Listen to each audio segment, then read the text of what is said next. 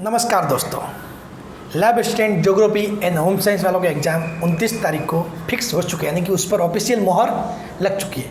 हालांकि वो तो वैसे भी 29 को ही लेकर फिक्स था, लेकिन चूँकि पोस्टपोन की बात हो रही थी, कुछ कन्फ्यूजन था चीज़ों को लेकर, तो अब उस कन्फ्यूजन हट गया है और एग्ज़ाम 29 तारीख को फिक्स है। ज्योग्राफी वालों की सुबह के शिफ्ट में है, जैसे कि मैंने बताया था, और होम साइंस वालों के इवनिंग वाली शिफ्ट में है। ठीक है, अब देखो, आपको अब दिन बचे हैं आपके पास 28 दिन। अब दिन कितने बचे हैं आपके पास? 28 दिन बचे हैं। तो ये 28 दिन बचे वो दिन में आपको क्या करना है, क्या प्लानिंग होनी चाहिए, क्या अप्रोच होनी चाहिए, उसके बारे में अपन बात करेंगे। ठीक है, स्टार्ट करने से पहले मैं आपको एक बात तो ये बता दूं कि आज से ये तो अपना टाइम टेबल बना लो, बिल्कुल टाइम वेस्ट नहीं करोगे। ठीक है, पूरा काम पढ़ाई पे, पूरा टाइम जो है अपना पढ़ाई पे फोकस्ड रहेगा। ठीक है, बिल्कुल भी कहीं भी फालतू का टाइम वेस्ट नहीं करना है। दूसरी बात, आज से जो भी टॉपिक पढ़ोगे ना, भले वो नया पढ़ रहे हो या कुछ भी पढ़ रहे हो, तो उसको अच्छे से पढ़ना है। ऐसे पढ़ना कि उसको आखिरी बार पढ़ रहे हो, उसको रिवाइज करने का काम ना पड़े। समझ गए? आज के बाद जो भी टॉपिक पढ़ोगे उसको ऐसे पढ़ना कि उसको फिर से रिवाइज करने का काम नहीं पड़े। ठीक है, उसको अच्छे से फोकस्ड मैनर में पढ़ना। फिर बाकी चीज़ों को क्या करना है, जैसे कि पहले बात करते हैं राजस्थान जीके की। पहले किसकी बात करते हैं? राजस्थान जीके की। तो राजस्थान जीके को आपको है ना, सिलेबस जिसका पूरा हो जाता है, जिसका पूरा हो जाता है वो तो जब भी पूरा हो तब रिवीजन करने बैठ जाना। समझ गए? जब भी सिलेबस पूरा हो जाए, किसी का हो सकता है 10 तारीख को पूरा हो जाएगा तो उसके बाद रिवीजन कर लेना, किसी का 12 को हो जाए, 13, 15, लेकिन मैं मैक्सिमम कहता हूँ कि जिसका पूरा नहीं हुआ तो वो भी 20 तक तो बिना कोई रिवीजन किए पढ़ते रहना। 20 जून तक तो बिना कोई रिवीजन किए ये पढ़ते रहना।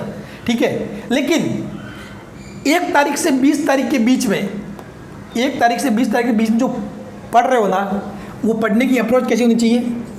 ऐसी कि इसको आखिरी बार पढ़ रहे हो, समझ लो। उसी हिसाब से ये समझ के, ये माइंड में मत रखना कि मैं इसको रिवाइज करूंगा। अगर माइंड में जब अपने ये थॉट आता है ना कि नहीं यार, इसको मैं जब बाद में रिवाइज करूँ तब देख लूँगा, तो कहीं ना कहीं माइंड उसको ढीला छोड़ देता है। सही बता रहा हूँ, ये होता है एक्चुअली में।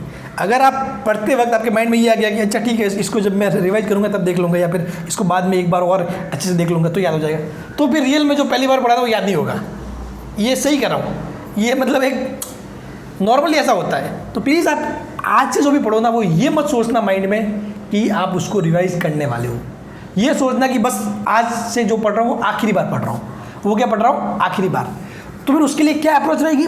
आप पढ़ो, उसके बाद चीज़ों को रिकॉल किया करो, उसके बाद चीज़ों को रिकॉल किया करो। रिकॉल यानी कि जो पढ़ा, जैसे कि पढ़ लिया, अभी कुछ पढ़ लिया, फिर उसके बाद थोड़ा सा गैप मिला, कुछ दूसरा काम कर रहे हो, या फिर घर का कुछ काम कर रहे हो, या फिर कुछ भी, या फिर खाना ही खा रहे हो, तो उस टाइम माइंड में जो पढ़ा हुआ है ना, वो माइंड में चलना चाहिए। यानी कि अभी मैंने क्या पढ़ा, अच्छा वो पढ़ा, अच्छा उसके आगे क्या था, अच्छा ये क्या था, वो ऐसे रिकॉल होगा ना माइंड में, अपने आप याद हो जाएगा, कोई दिक्कत नहीं। फिर आपको मज़ा भी आएगा। पहली बार में हो सकता है वो करने में दिक्कत भी हो, थोड़ा सा मज़ा नहीं आए, लेकिन धीरे धीरे फिर आपको मज़ा आएगा। ठीक है, फिर चीज़ें अपने आप सही हो जाएंगी। ठीक है, तो 1 से 20 जून तक, 20 तक मतलब आपको जितना पढ़ना है उतना पढ़ सकते हो, 20 तक। 20 के बाद फिर कोई नया टॉपिक मत छेड़ना। 20 के बाद नया टॉपिक मत छेड़ना। फिर जो पुराना पढ़ा हुआ है, पुराना कौन सा, जो 1 तारीख से पहले का पढ़ा हुआ है, उसको रिवाइज करना है। ठीक है, फिर उसके बाद टाइम मिलता है तो ये 1 से 20 के बीच में एक बार और देख लेना। बाकी 1 से 20 के बीच में पढ़ रहे हो तो वो तो हमेशा ये मान के पढ़ना है कि लास्ट बार पढ़ रहे हो, उसके बाद नहीं पढ़ोगे। ठीक है, तो मैक्सिमम 20 जून तक आप राजस्थान जीके को खींच सकते हो। इसके बाद इसको रिवाइज करना है। रिवाइज करने के लिए 8 दिन काफ़ी है। सरसरी निगाहों से एक बार देखना है चीज़ों को, फास्ट। ठीक है, वो हमेशा अपन पढ़ने के बाद ऐसा रहता है कि यार मेरे को याद नहीं है, लेकिन जब एक बार उसको देखोगे ना तो चीज़ें अपने आप हो जाएगी। और बहुत बार तो एग्जाम में ऑप्शन देखने के बाद ही अपने को याद आ जाता है, अच्छा इसका तो ये है।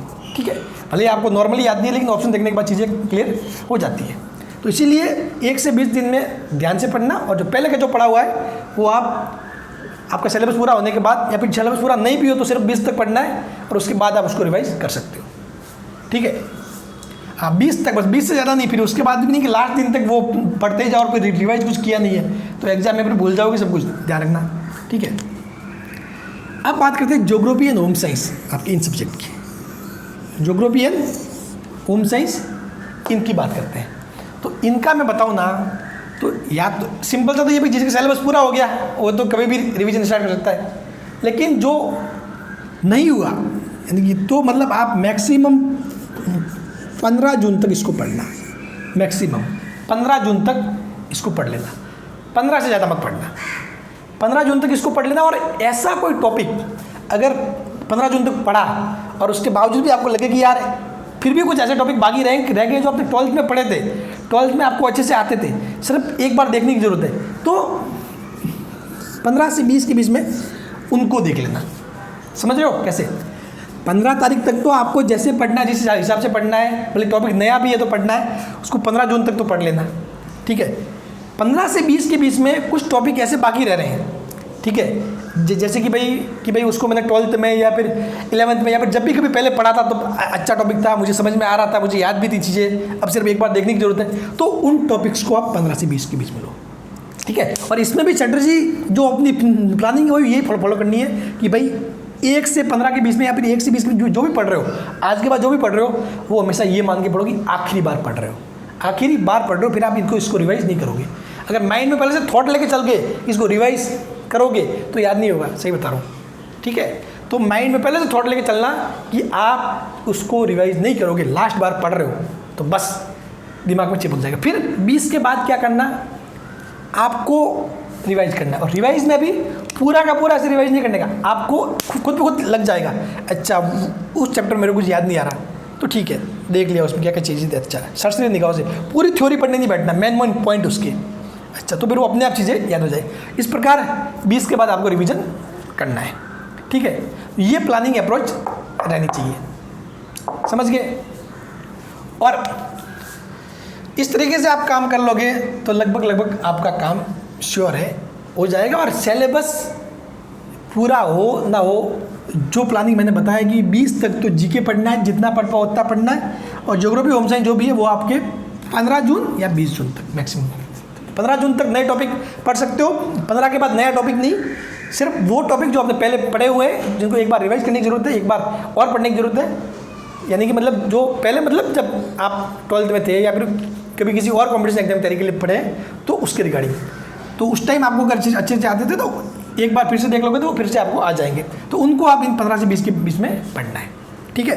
तो इस प्रकार से आपको पूरी प्लानिंग रखनी है। और 20 के बाद ओनली फॉर रिवीजन, 20 के बाद ओनली फॉर रिवीजन। 20 से पहले टेस्ट सीरीज भी मत लेना, सब बता रहा हूँ। अगर इसने टेस्ट सीरीज भी ले रखी है ना तो उनको हाथ मत लगाना, 20 से पहले कुछ भी मत करना, ठीक है ना। मैं एक सही बताऊँ आपको, शायद पता नहीं मेरी बात सही लगे नहीं लगे, लेकिन टेस्ट सीरीज़ मैं तो मतलब मेरा तो ऐसे मानना भी सही नहीं है कि आपको ज्योग्राफी होम साइंस वालों को टेस्ट सीरीज देनी ही चाहिए, ऐसा कोई ज़रूरी भी नहीं है। टेस्ट सीरीज बताए एक प्रैक्टिस होती है, प्रैक्टिस उस प्रकार के क्वेश्चन में मैटर करती है जहाँ के न्यूमेरिकल्स टाइप की चीज़ें होती है। अभी ये तो आपके तो जीके में मेमोरी बेस्ड क्वेश्चन है, भाई ज्योग्राफी में भी होम साइंस में मोस्टली क्या है मेमोरी बेस्ड क्वेश्चन है, उसमें प्रैक्टिस की जरूरत कहाँ है, उसमें कोई ज़्यादा आपको ये टेस्ट सीरीज वगैरह देने की जरूरत नहीं है, उसमें आपको 1 घंटा 2 घंटा 3 घंटा वेस्ट करने की जरूरत नहीं है, ठीक है ना। हाँ कुछ फिजिक्स ऐसे जो साइंस लेवल सब्जेक्ट मैथ्स होती है तो वहाँ प्रैक्टिस करनी होती है, वहाँ आपको प्रैक्टिस जरूरी होती है, वहाँ कुछ मेमोरी फार्मूला भी है तो फार्मूला में कैसे पुट करना है, मान कैसे निकालना है, वो प्रैक्टिस आनी चाहिए।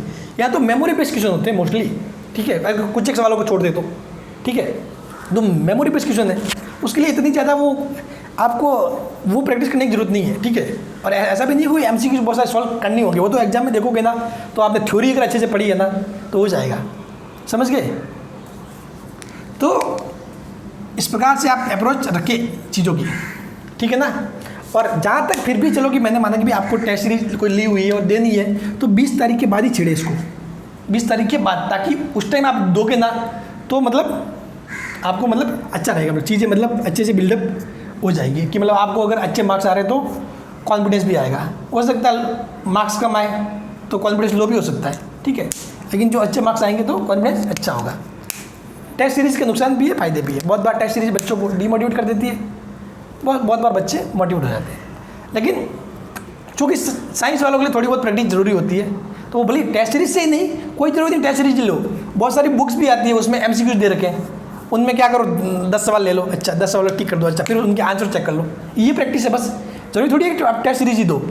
ये बहुत सारे जो मतलब MCQ वाले क्वेश्चन है, ठीक है, 10 क्वेश्चन 20 क्वेश्चन 30, उनको एक साथ ले लो, फिर लेके बैठ जाओ 30 मिनट 40 मिनट, फिर सभी अच्छा इसका आंसर टिक करके फिर उसके जो रियल आंसर है उसे चेक करो कितने सही हो रहे हैं। ये बस यही है प्रैक्टिस, ठीक है। कोई ज़रूरी नहीं पैसे देकर टेस्ट सीरीज लेने की, ठीक है। तो ये अप्रोच रखो। बाकी मेन थिंग और डीमोटिवेट होने की बिल्कुल भी कोई बात नहीं है, ठीक है। टाइम वगैरह सभी ये चीज़ें सभी के लिए समान है, हालात सभी के लिए समान है, इन हालातों से आपको लड़ना है, ठीक है। जो लड़ेगा वो जीतेगा, सब बात है, ठीक है।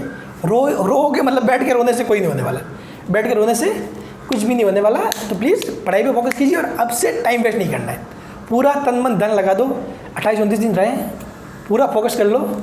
हो सकता है फिर जब 29 को एग्ज़ाम देके बाहर निकलो ना, फिर शायद एग्ज़ाम अच्छा हो तो मज़ा आएगा, मज़ा आएगा ना। तो वो मज़ा लेने के लिए अभी आपको मज़ा नहीं करना है, अभी सिर्फ और सिर्फ पढ़ना है, किसी भी टाइप का मज़ा नहीं करना है, ठीक है।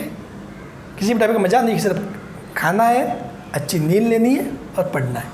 खाओ, अच्छी नींद लो, पढ़ो, ठीक है। Thank you so much.